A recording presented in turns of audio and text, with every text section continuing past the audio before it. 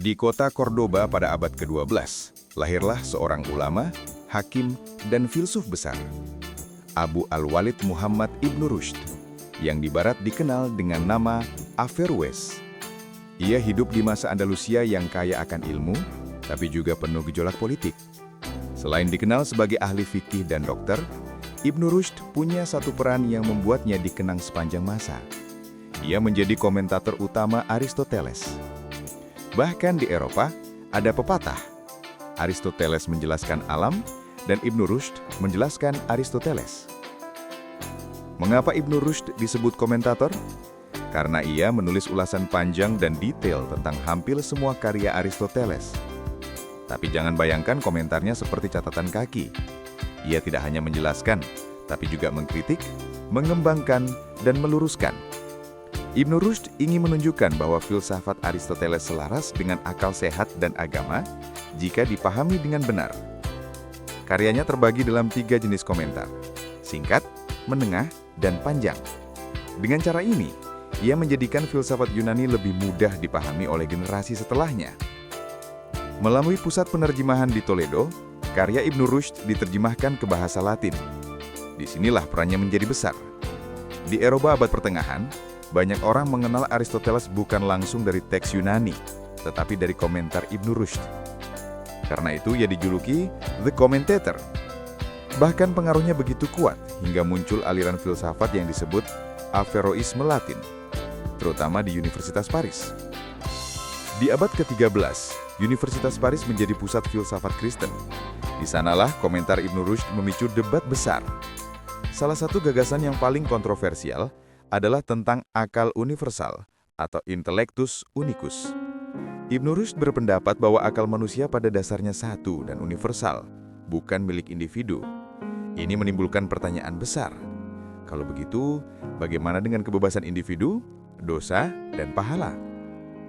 Para pemikir Kristen seperti Thomas Aquinas harus menanggapi.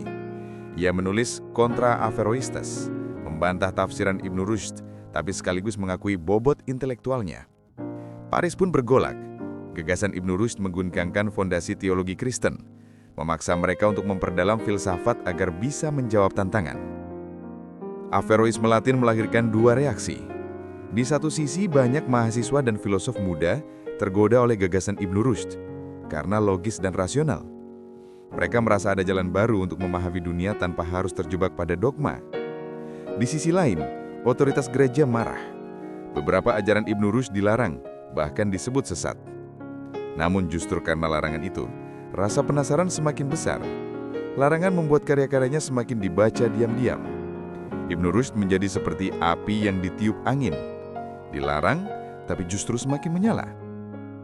Selain soal akal universal, Ibn Rushd juga menulis tentang harmoni antara filsafat dan agama. Baginya, wahyu dan akal tidak bertentangan, tapi saling melengkapi.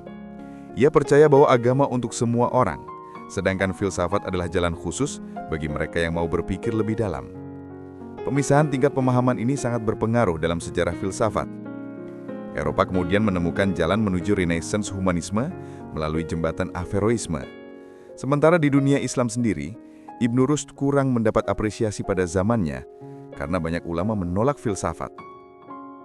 Ibn Rushd meninggal di Marrakesh tahun 1198. Jenazahnya dibawa kembali ke Cordoba. Ada kisah simbolis. Peti jenazahnya diusung di atas seekor keledai dan di sisi lain ditaruh tumpukan buku karyanya. Seolah-olah dunia ingin mengingatkan, beratnya karya Ibn Rushd sama dengan berat tubuhnya sendiri. Tragisnya warisan filosofinya lebih dihargai di Paris daripada di Cordoba. Namun justru itu membuktikan, ilmu tidak mengenal batas bangsa atau agama. Apa yang bisa kita pelajari dari Ibn Rushd? Bahwa dialog lintas budaya bisa melahirkan ide besar. Aristoteles dari Yunani diterjemahkan oleh Muslim lalu diperdebatkan di Paris. Bahwa keberanian berpikir kritis selalu mengguncangkan status quo. Ibn Rushd menantang cara berpikir mapan dan itulah yang membuatnya bersejarah. Bahwa warisan sejati bukanlah kekuasaan politik, melainkan ide. Kekuasaan Cordoba runtuh, tapi komentar Ibn Rushd masih dibaca hingga saat ini. Ibn Rushd membuktikan Seorang filsuf bisa mengguncangkan kota Paris tanpa pernah menginjakkan kaki di sana.